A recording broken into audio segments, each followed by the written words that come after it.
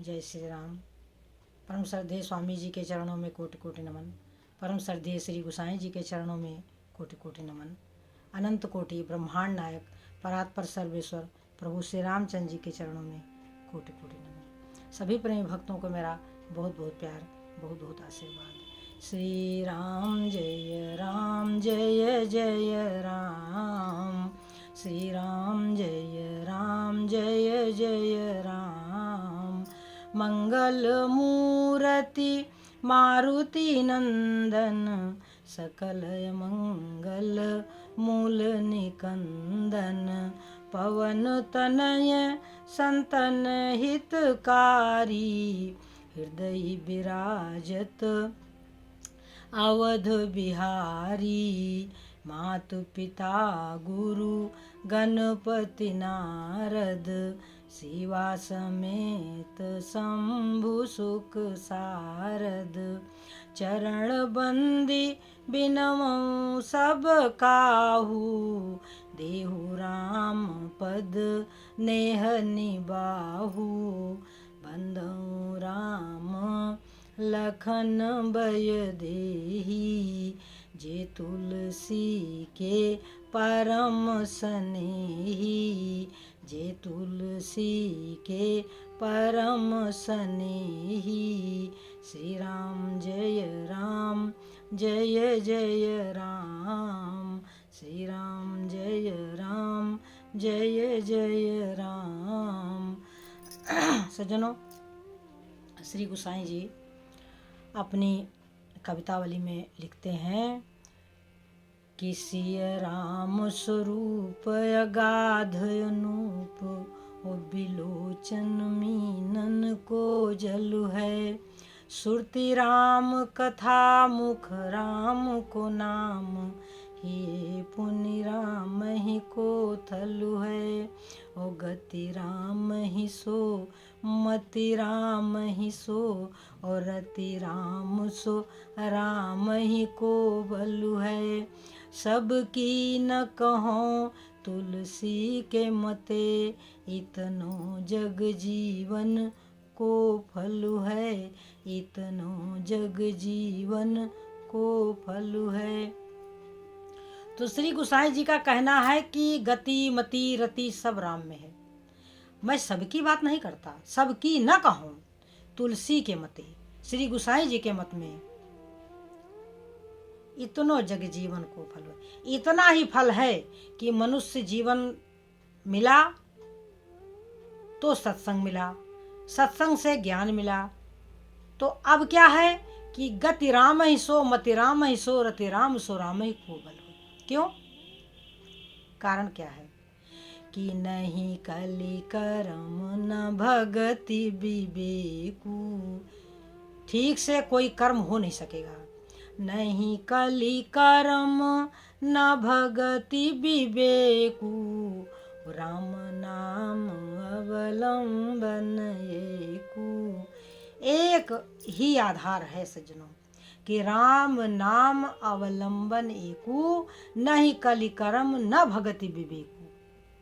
ना कोई ज्ञान है, ना कोई वैराग्य है, ना कोई भक्ति है, कुछ नहीं। बस प्रभु ऐसी कृपा करें कि हमारा मन उनके चरणों में लग जाए और हम अपने धर्म के पथ से भटके नहीं सज्जनों। क्योंकि धर्म का फल है सुख और शांति, अधर्म का फल है दुख और अशांति। तो सज्जनों, दुख और अशांति में क्या कोई जीना चाहेगा? कोई नहीं जीना चाहेगा। और यह जीवन क्या है? क्षण भंगुर जीवन की कलिका, कल प्रातः जान खिली न खिली। ओ मलयाचल की सुच शीतल मंद, सुगंध समीर मिली न मिली। कलिकाल कुठार लिए फिरता, तन नम्र से चोट झिली न झिली। तो फिर क्या करें? तो कहले हरि नाम हरि रसना, कहले हरि नाम हरि रसना। फिर अंत समय में हिली न हिली, कहले हरि नाम अरी रसना। तो सज्जनों, कहले हरि नाम अरी रसना। अरी जीव तू राम नाम कहे। सीधी बात है कि यदि हम भगवान का भजन नहीं करेंगे तो फिर क्या करेंगे। देखो सज्जनों, मन क्या है, संकल्प और विकल्प। यह कुछ ना कुछ तो सोचेगा, और अच्छा सोचेगा नहीं, तो इसे क्यों ना राम नाम में लटका दें, इसको राम नाम में बांध दें, प्रभु के चरणों में बांध दें। यही प्रभु ने कहा है कि सब कर ममता ताग बटोरी। विभीषण से कहा प्रभु श्री रामचंद्र जी ने कि सब कर ममता ताग बटोरी, मम पद मन ही बांध बरी डोरी। सबके ममत्व रूपी धागे को एक मोटी रस्सी बनाई जाए और मन ही मन श्री हरि के चरणों में बांध दिया जाए। और क्या है कि समदर्शी इच्छा कछु नाही समदर्शी। समदर्शी का मतलब होता है सब में प्रभु का दर्शन। किसी को छोटा, किसी को बड़ा, किसी को ज्ञानी, किसी को अज्ञानी, यही समझना, यही हमारी भूल है। अरे सज्जनों, जब बात यह आती है कि उमा दारू जो सित की नाई, जब प्रभु सूत्रधार हैं और सब ही नचावत राम गोसाई, सबको नचाने वाले नारायण हैं, तो फिर हम तो नाचने वाले हैं, तो वह कब हमें क्या बना देंगे, हमें कुछ पता है क्या। शंकर भगवान ने कहा है माता पार्वती से कि सुनो, बोले बिहसी महेश तब ज्ञानी मूढ़ न कोय, और जही क्षण रघुपति करहि जस सो तस ते ही क्षण होय। वह जीव वैसा ही हो जाता है सज्जनों। तो प्रभु ऐसे शक्तिमान है कि वो मच्छर को ब्रह्मा और ब्रह्मा को मच्छर बना सकते हैं। विचार करो कि विभीषण की क्या औकात थी रावण के सामने, और उन्हीं विभीषण को लंका का राजा बना दिया। सज्जनों, सुग्रीव की क्या शक्ति थी बाली के सामने, लेकिन किष्किंधा का राजा बना दिया। तो सज्जनों, प्रभु क्या कब करने वाले हैं हमें कुछ नहीं पता। हमारा तो कार्य है बस हमें उनकी याद आती रहे, बस हमें उनकी याद आती रहे, हम उनको कभी भूले नहीं। और हमारे स्वामी जी का यही मूल मंत्र है कि हे नाथ हम आपको भूले नहीं, हे नाथ हम आपको भूले नहीं, हे प्रभु हम आपको भूले नहीं। क्योंकि यह प्रभु की कृपा से ही होगा, यह नारायण की कृपा ही करेगी। तो सब कर ममता ताग बटोरी, मम पद मन ही बांध बरी डोरी, समदर्शी इच्छा कछु नाही, हरस शोक भय नहीं मन माही। ना तो हमें बहुत हर्षित होना चाहिए और ना बहुत चिंता करनी चाहिए। हरस शोक भय नहीं मन माही, किसी से डरना भी नहीं चाहिए। क्यों? यदि हमारा कोई गड़बड़ होता है, मान लीजिए हमें किसी प्रकार का कोई दुख मिलता है किसी व्यक्ति के माध्यम से, तो वह दुख उसका दिया हुआ नहीं है सज्जनों, वो हमारा किया हुआ कर्म है, और हमारा जो किया हुआ कर्म हमारे सामने अवश्य आएगा। तो यदि इस स्थिति को हम समझ लेंगे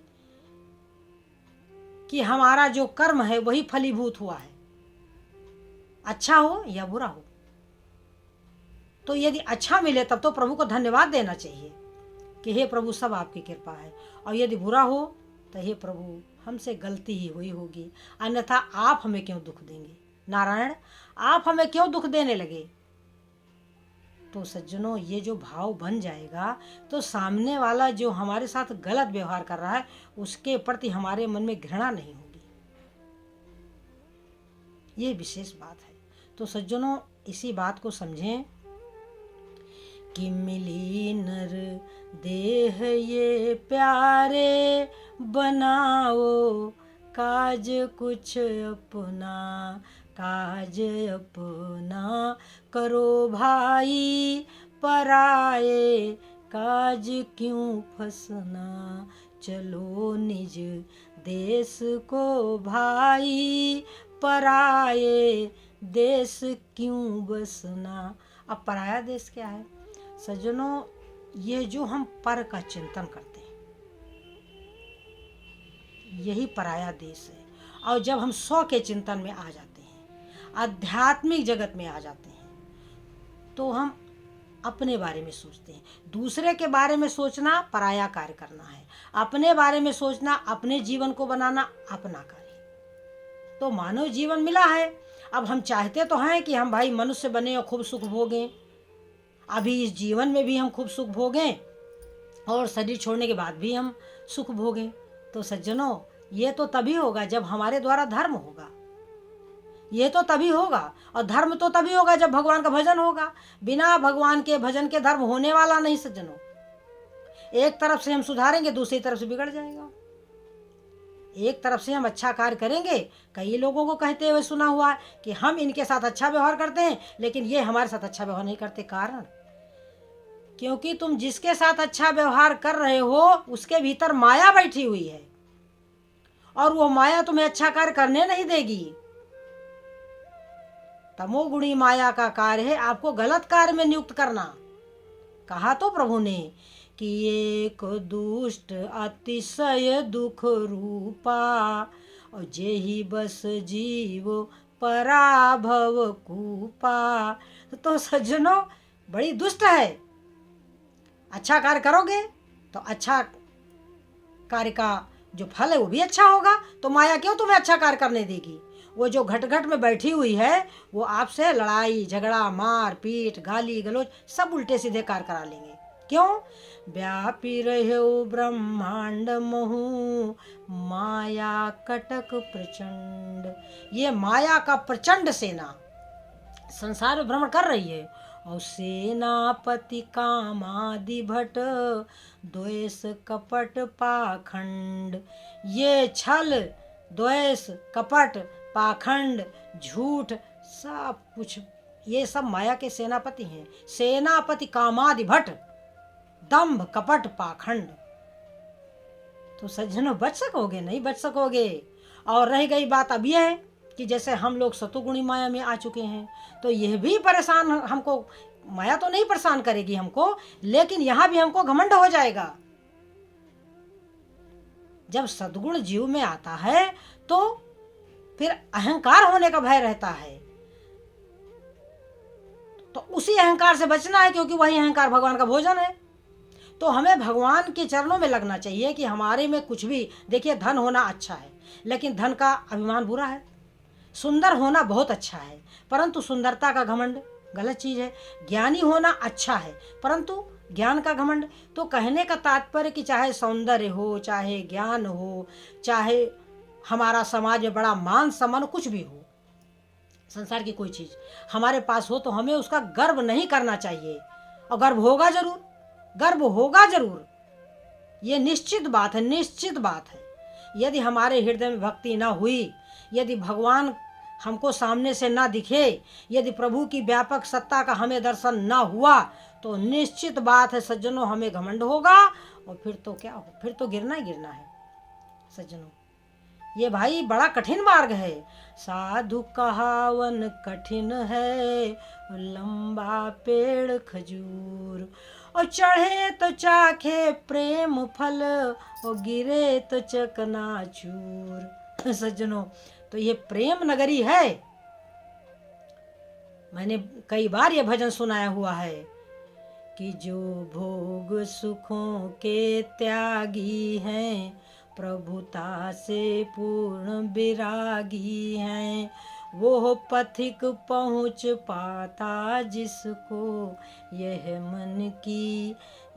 मन की माया छल न सके। जो कुछ न चाहते हैं जग में वह कहीं न रुकते हैं मग में। वह कहीं नहीं रुकते सजनों। तो प्रीतम का वो प्रेमी कैसा जो बिरह यगिन में जल न सके। तो सज्जनों, ये मार्ग सरल है भी और नहीं भी। यही बात वेदों ने कहा है कि जो आगम सुगम सुभाव निर्मल असम सम शीतल सदा, उपसंति जम जोगी जतन करी, करत मन गो बस सदा। तो सज्जनों, जानना चाहते हो तो एक ही बात जानो कि हमें राम को पुकारना है, प्रभु को हमें राम राम राम राम करना है। तो जो ये सारी बातें हैं, जितना हम लोग बोलते हैं और जितना हम लोग के भीतर भरा है, तो ये कुछ याद किया हुआ नहीं है सज्जनों, ये कुछ याद किया हुआ नहीं है। और हमें बहुत कुछ याद है, लेकिन यदि हम जब बोलना चाहते तो हम सब भूल जाते हैं, सब कुछ भूल जाते हैं।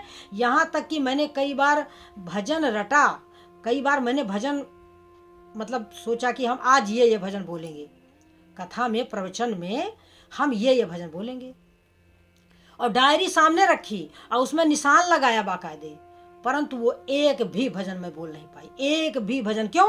अब मंच पर मेरा भाव ही वैसा अलग अलग बनता चला गया। तो हम भगवान के अधीन हैं, हम प्रभु के अधीन हैं, तो प्रभु जो हमसे बुलवाते हैं वही हम बोलते हैं। हमारी अपनी कोई शक्ति थोड़ी ना है सज्जनों। हाँ, हम प्रभु की याद में रहते हैं, और कभी याद ना आए तो हमें घबराहट होने लगती है कि प्रभु हे प्रभु हे प्रभु हे प्रभु। तो यही हमारी ताकत है। हम आप बार बार आपको बताना चाहेंगे कि जो संत कह रहे हैं वही ताकत है हमारी, और वो सभी संतों का वही अनुभव है। यहाँ कोई शक्तिमान नहीं है, यहाँ शक्तिमान केवल एक है, वह नारायण, और हमें उन्हीं की शक्ति से सब कार्य करना है। जैसे तुलसीदास जी ने कहा कि करन चाहूं रघुपति गुण गाहा, लघुमति मोरी चरित अवगाहा। तो सज्जनों, ये विशाल है। यहाँ हम जो कुछ याद करते हैं सब भूल जाते हैं। ये बहुत बार मेरे साथ हो चुका। कई बार मेरे पति कहते हैं ये भजन बहुत बढ़िया है, ये वाला भजन बोलना, तो हम कहते हैं कि हम मजबूर हैं, हम बिल्कुल मजबूर हैं। हम जाएंगे मंच पर, और जैसे ही हम माता सरस्वती को ध्यान करेंगे, और जैसे ही हम प्रभु का ध्यान करेंगे, जैसे हम हनुमान जी का ध्यान, वैसे सब हम भूल जाएंगे, हम अपना सब भूल जाएंगे। फिर वो डायरी में जहाँ जहाँ जो भी भजन है वो सब लिखा हुआ है, और जब वो भगवान जहाँ जहाँ से जैसा जैसा भाव बनाएंगे वैसा वैसा बनता चला जाएगा, हम बोलते चले जाएंगे। हमारी अपनी जरा सी भी शक्ति नहीं सज्जनों, हम बिल्कुल परवश हैं, हम भगवान के बस में हैं। हमने प्रभु को याद किया है, हमने भगवान से भक्ति मांगी है, पढ़ते सब हैं परंतु याद कुछ नहीं होता। एक शब्द याद करते हैं अगर गुरुदेव का लिखा हुआ तो वो हमको याद नहीं होता, हम उसको पढ़ते रहते हैं पर हमको याद नहीं होता।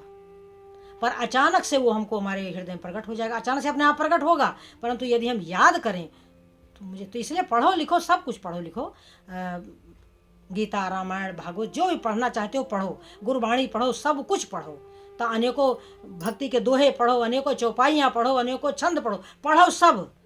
परंतु वो मिलेगा तभी जब प्रभु कृपा करेंगे, जब नारायण। ये मेरा अपना निज का अनुभव है।